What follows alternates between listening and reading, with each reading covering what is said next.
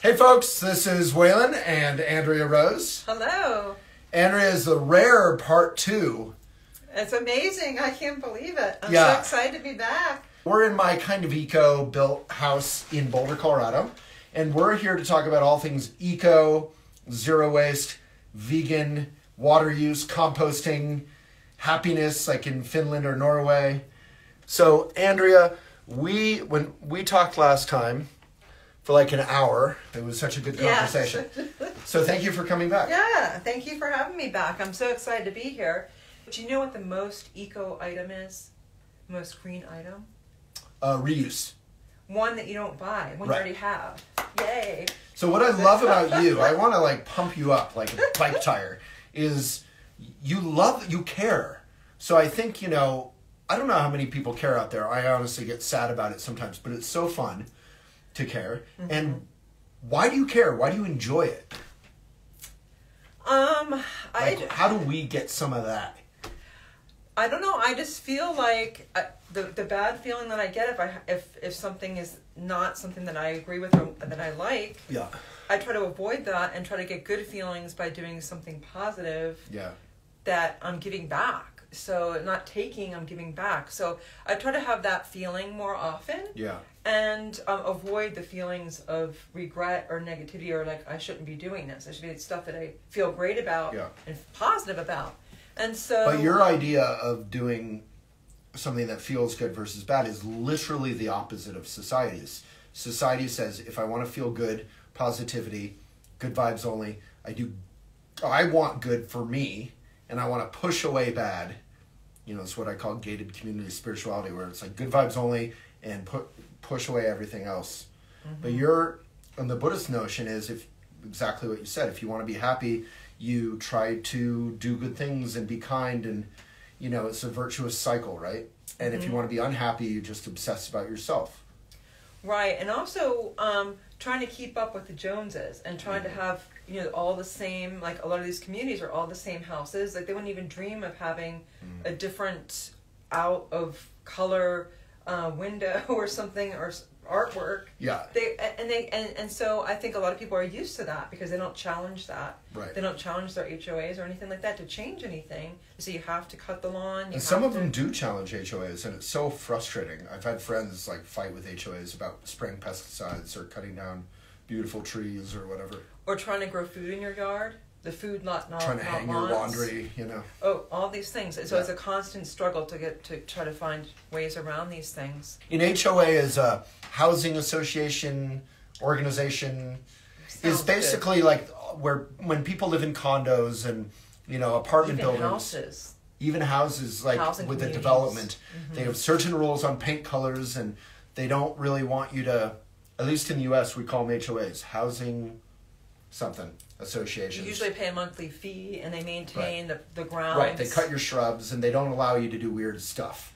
And in the U.S., there's been a big movement to challenge and want to do weird stuff, like gardening in your yard instead of having a perfect lawn, that kind of thing. You're right, you're even hanging clothes outside. I mean, in many HOAs, you can't do that, and people will turn you in. So I think I asked you about like why do you care and stuff, because we're going to talk about a whole bunch of different things that don't seem connected, but they're all, to you and me, the same thing, which is caring about our effect on our world, which then helps us. It's a virtuous cycle. So what else do we want to talk about? Eco house, composting, backyard composting. First, let's do composting. What's the difference between composting and biodegradable? Because I hate the word biodegradable. My vision of biodegradable is something that breaks into smaller pieces. So in a sense, it disappears because it's supposed to break down into smaller pieces, either through the sun or through the ocean beating it, the waves beating it, or whatever. Right. It breaks down into smaller pieces, eventually micro pieces. Yeah. But it doesn't really ever go away. Yeah, biodegradable is like a big greenwashing term from these plastic companies. Especially plastic bags and all these items, containers, and it says, oh, biodegradable. Well, I mean, anything pretty much you put out in the sun is going to warp it, at least here at the high altitude. You're going to end up with an item that's not the same, keep it outside months later. And so it doesn't mean it's positive for the environment. It just means it's a greenwashing term. Yeah. When people see that, they think it's better. it's better than a durable item. Right. So biodegradable, bad, basically, shorthand, and then composting, good. But there's two different kinds of composting, basically. There's backyard, which is the best and the highest. Right. So backyard composting anybody can do, and you can. It doesn't have to mean you need a backyard. No, it means you just need a place to put it. Actually, you could be in a condo. You could bury it. You could. I mean, there's a lot of ways you can compost. Well, like my ex, she lived in an HOA actually, so she would in Denver. They would put their compost in their freezer. And then she would bring it here to me because I had compost. Right, so you can freeze it and then donate it to a local garden. Right, or take it somewhere. But you have to sort. Oh, that's just the key. Okay. So let me just finish up real quick. So composting to me is like a digestive process. You have nitrogen and you have carbon. So it's basically like the nitrogen eats the carbon and it breaks down, and it breaks down the food into this beautiful finished compost. So it's actually a process going on where digestion is going on in different processes. So when we get this finished compost, you can do a lot of things with it, and use it in gardens or use it around tree dressings, or just put it back in the grass. You're basically creating new, beautiful earth. Yes, and you're giving back, and you're trapping in methane. Yeah. You're trying to reverse this methane process, because the oxygen and whatever this digestion process is actually not producing methane. Yeah. But when this stuff goes into the landfill without oxygen, or gets trapped, like when people tie it in a plastic bag and throw it away somewhere, that stinks horribly because it's rotting in there anaerobically. So it's creating tons of methane. Like when your food goes, they say 80% of our trash, our landfill, is compostable. When compostable stuff goes into our landfill, it creates tons of methane. Exactly. It's one of the top sources of methane. And methane is one of the most powerful sources of climate crisis. It is. It's so much more powerful than CO2, which is the carbon dioxide, but methane is much more potent.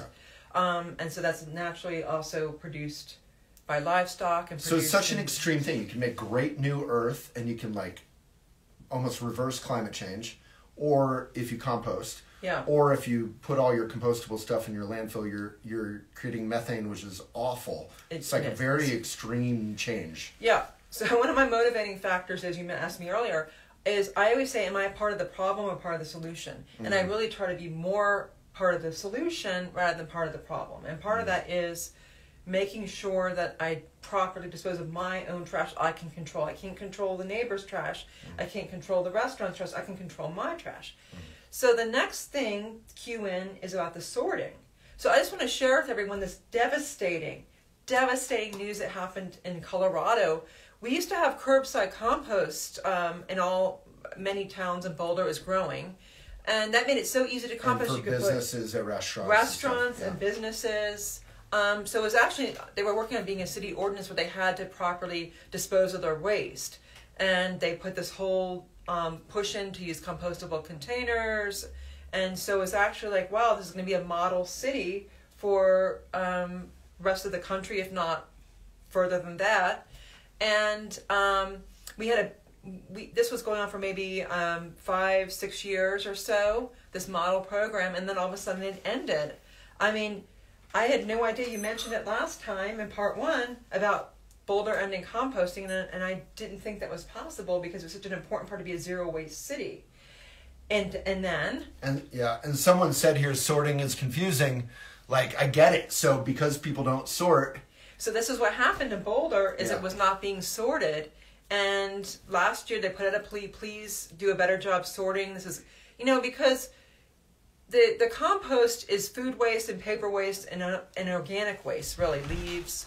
And people are putting compostables in with the compost, and they're putting trash that goes in the landfill with the compost, and vice versa. Basically, everything is going into one bin. And it can't be sorted that way, and it all gets thrown in the landfill. And then it makes methane again. Right. So all the efforts to get the compostable containers and to properly put your food in the compost, and the stickers. Yeah. The stickers on the produce were not being removed, and that's plastic going in there, so it's a big contaminant. So if you compost your beautiful orange peel or your apple or whatever, and it still has that dumb sticker on it, which is not compostable, like how dumb are we that we put plastic or non-compostable stickers, either way. Yeah. They're not compostable on compostable fruit. Yes, it is. It's insane. So, I mean, this will help anyone anywhere who composts. That just to make sure you have a clean compost that doesn't have contaminants in it. That it will, especially if you have a commercial compost, but if you're in your backyard, these things are not compostable, and they actually contribute to microplastics. Yeah. Did we touch about that last time? No. Just things Well, break down, and you know how you said about biodegrading? Yeah. That's what happens to plastic, and it makes microplastics and nanoplastics. Every time we wash a plastic shirt or whatever in our washing machine, microplastics in the water. Every time, you know, you vacuum or just walk around your house, our paint has plastic in it. Your furniture is usually plastic, you know. Plastic. And it puts off dust, and that dust. plastic comes in the air. And you're breathing it. Yeah. Yeah. So, and eating it when you eat fish and all that. Right, food, water, air, they're all sources of microplastics. And so also, when you think of things go in the soil, yeah, and then you use compost in the soil, or it just goes in the soil, that's how we're consuming it, getting into our food supply. So if I were in charge of Boulder, what I would have done with this devastating loss that you're describing, where the entire, not just Boulder, but the whole Front Range, Denver, etc., A1, kind of gave up, and I don't even blame them, because people didn't sort, and it was confusing. It's not that hard, but it is hard. You have to care. Effort, yeah. You do have to care, and you have to know. So it takes a lot of cooperation, and I would sit at cafes and watch a lot of tourists particularly, but families just dump plastic in the compost all day long. So I get it. So we stopped. So if I were in charge of Boulder, I would say, quarter off, let's make a campaign, we'll sponsor this for all the local businesses, put the same posters everywhere. Everyone together, we're going to tackle this no composting thing and get everyone to bring their own mug and give everyone a quarter off all over town. So, you know, if 1 or 2 shops do it, you may not change your habits. But if 100 different shops in our small city here are doing it, I think a lot of people want to save a little money. I think it's motivational. Yeah. But, and it's fun. It's a response, and we haven't even really had a response. And I've engaged with EcoCycle and Boulder County Zero Waste, etc. And they're great and they're caring, but they're not, and they're trying to educate people, but there's not this like somewhat proactive like campaign to handle this defeat. Well, see, ecocycle.org is our nonprofit. Thank you. They were the first organization to do curbside recycling in like 1978-ish, I believe. Yeah, I volunteered for it for one day when I was 6 years old. It was part of my school in 1980. And they used to use school buses. So they kind of started this curbside recycling. Yeah, we were in school bus when we volunteered. So that's how they started. But they're a great part of Boulder here. And then they help educate people. Take anything there, mattresses, cooking oil, books, you name it. Batteries. They find homes for it. Hard to recycle stuff. It has to have a home. Like, it has to have a market that you can use a recycled material. So that's one of the problems with recycling, is there's no market for plastic, for recycled plastic. It's too expensive to make it into a new fork. They call it waste colonialism. Have you heard that term? Mm-mm. So we're paying to ship all of our crap to other countries, developing countries, I think we're supposed to say. And they don't want it, really. No. So we're creating tons of waste overseas. And they're dumping it in their landfills in the ocean. Yeah, Philippines, to process it. Then they just, that's... Hey, sorry, my battery's running out of battery. Renee here was saying there's penalties in San Francisco if you don't compost properly. We need that, too. There has to be, like, education and a little bit of, like, you know, if you park in the middle of the road, you're going to get towed. Like, there needs to be consequences if we care about our planet and our children and our, you know, our health. So, like, I am the co-organizer of the Planet-Based Living Festival, and one of our core values was to not have another waste fest. Like, we didn't want to just have a bunch of plastic and water bottles and everything everywhere, to have fun and have a celebration at the expense of the planet. And if I can just give you a big props, like every vegan, I'm vegan, you're vegan, every vegan festival I go to, I'm in heaven. But there's like, everything's to go. Yes. There's so much waste. Waste fest. And it's not all even technically compostable. A lot of it's just straight up plastic. Yeah. Like at the farmer's market, which breaks my heart. Yeah, and they have a hard time too. They have a hard time. They can't sort it either. They had volunteers, but you can't keep up because it's just this determination to just throw everything in one bin. They see a bin, and people want to just put it in the bin and Meanwhile, in Canada, like where my mom is, there's like 6 different bins. People are like, ding dong, ding ding. You know, in Japan, there's like 12. Ding, dong. Like, it can be fun. You can care. You can do it, you know? Yeah, yeah. And rinsing them out, too, because all the food contaminations makes nothing. I've been bad about that historically. I've only got good... I didn't really realize if you don't wash out your cans or jars, they can't recycle them. I figured they cleaned them like with hot, you know, like a big dishwasher. That's like wish cycling. But they don't. No. You got to clean it out. You have to clean it out, or it just gets wasted or contaminates the whole batch. So a lot of people don't realize that. And that's even worse. So so keeping the recycling clean.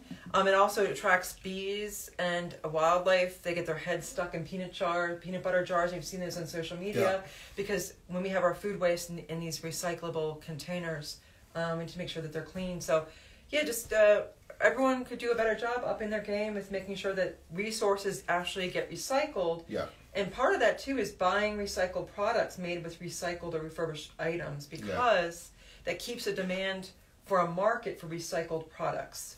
But I don't love the recycled plastic products, I have to say, because I think the process for recycling plastic is toxic. It probably is. It's wildly imperfect. You can only do it once. As the raw materials, because it degrades. Like Patagonia, one of my favorite companies, like 99% of their stuff is plastic, you know? I just avoid plastic to begin with. Yeah. I don't promote plastic, but it's everywhere. Secondhand once in a while, but I'm wearing all I think all natural stuff. So we're kind of all over the place, but it's all the same thing again. It's all caring about our world and our earth and us, and it doesn't have to be some woke hippie thing.